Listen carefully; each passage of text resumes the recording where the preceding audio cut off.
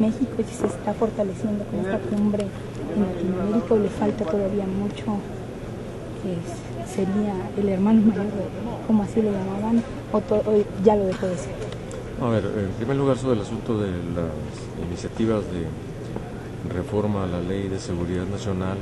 que además se metieron casi simultáneamente con una insultante Ley de Seguridad Pública para el Distrito Federal. Me parece que debemos, la primera, revisarla con muchísimo cuidado, sobre todo en la parte que tiene que ver con lo que significaría la declaratoria de estados de excepción, prácticamente, que serían, desde nuestro punto de vista, violatorias de garantías individuales, de derechos humanos, y que puede al mismo tiempo ser un instrumento de persecución contra dirigentes sociales, de instrumento de represión también contra los propios movimientos de sectores importantes de la sociedad. Me parece que, dentro de otras cosas, esto es lo que más preocupante aparece y que por lo tanto debemos discutirlo y revisarlo con toda la responsabilidad que el caso amerita. Ya estamos nosotros trabajando en eso, nuestros compañeros en el Senado, y estamos intercambiando, por supuesto, reflexiones y puntos de vista para evitar que cosas como estas, en aras de la seguridad interior del país, en aras del precepto de seguridad nacional, vayamos a tener un regreso a los momentos más oscuros del autoritarismo mexicano, presidencialista, que ya tuvimos también, ya pagamos los costos con Tlatelolco, con Jueves de Cuerpo, con muchos de los asuntos que significaron represiones a los movimientos sociales y que en su momento propiciaron levantamientos guerrilleros allá en los años 70. Hay que tener mucho cuidado por ello mismo con todo eso, y no que en aras del combate al narcotráfico, al crimen organizado, esto nos vaya a derivar en otra vertiente de cosas de las que después nos estemos arrepintiendo. En lo de la Ley de Seguridad Pública del DF, yo no agregaría más a lo que ya el propio jefe de gobierno ha manifestado y que ha manifestado compañeros diputados del grupo parlamentario del PRD. De ninguna manera me parece que debamos entrar siquiera al fondo del asunto, porque hoy, justamente cuando en la propia Asamblea Legislativa del Distrito Federal, los distintos grupos parlamentarios, el propio PRD como fuerza gobernante en la Ciudad de México está planteando la necesidad de que se amplíen los derechos ciudadanos y que se le restituyan los derechos plenos a los habitantes de la Ciudad de México, se quiere imponer una ley sin ninguna justificación. Además, yo creo que aquí debe haber una reconsideración de parte del Ejecutivo. No sé si lo esté asesorando, en todo caso, el zombi político que está ahí en Gobernación,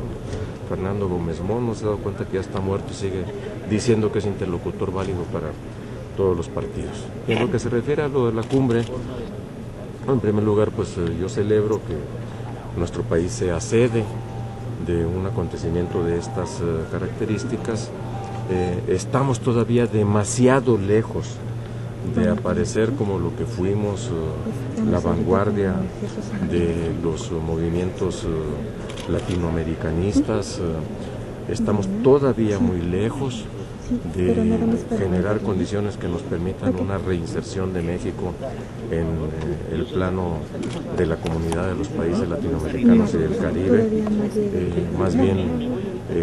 lo que ha aparecido en los últimos años, desde Salinas, por cierto, con el Tratado de Libre Comercio, y que lo han venido refrendando las dos administraciones panistas, es nuestra enorme dependencia respecto de la economía y decisiones de otro tipo de los Estados Unidos. Ojalá y esto signifique un viraje por el bien de nuestro país y por el bien de la comunidad latinoamericana y del Caribe. Yo creo que hay otros, ni siquiera diría yo hermanos mayores, sino que aparecen como papás en América Latina, como el propio Brasil, Argentina, Venezuela, Cuba mismo, que juegan un papel más de vanguardia. Y bueno, pues yo hago votos en todo caso porque este esfuerzo compartido por mandatarios, por jefes de Estado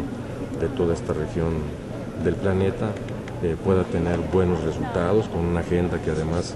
es altamente preocupante por los efectos que ya está provocando, que es todo esto que tiene que ver con el cambio climático. Ojalá y se tomen buenas decisiones, yo creo que las requiere la humanidad. Diputado, yo quisiera preguntarle sobre la resolución de la Suprema Corte en cuanto al fuero de los legisladores para hacer expresiones. ¿Se les acota el derecho? Sin duda que es muy importante y hay que estudiar muy bien los alcances que esta resolución de la Corte de la Nación tiene, porque me parece que efectivamente acota con mucha claridad el hecho de que los diputados y senadores no pueden, en aras de lo que se conoce como la inmunidad procesal o parlamentaria,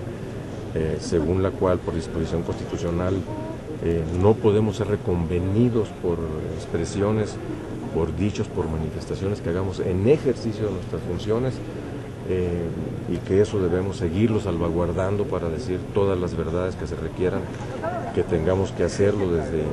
tribunas o en declaraciones públicas o a nombre en cualquier parte de la Cámara o de los grupos parlamentarios, y este asunto hay que cuidarlo muy bien también porque la propia presidencia o las presidencias de ambas cámaras por disposición constitucional tienen el deber de velar justamente por esta inmunidad procesal y parlamentaria de los representantes populares, pero al mismo tiempo la Corte deja muy claro que el llamado fuero constitucional no es para que cada quien haga lo que le venga en gana. Me parece que en todo caso hay que establecer muy claramente, precisarlo, el límite de lo que significa el fuero en términos de lo que he mencionado y de esta resolución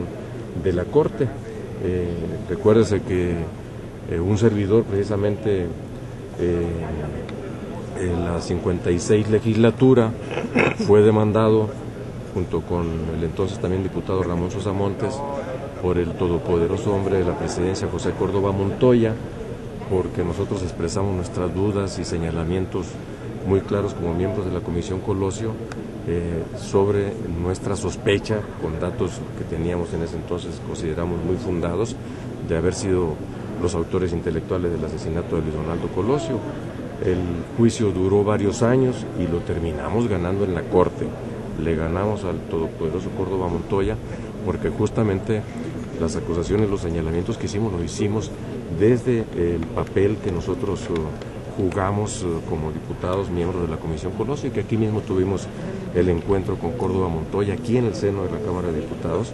como miembros de esa comisión. Entonces me parece que es importante que la Corte haya precisado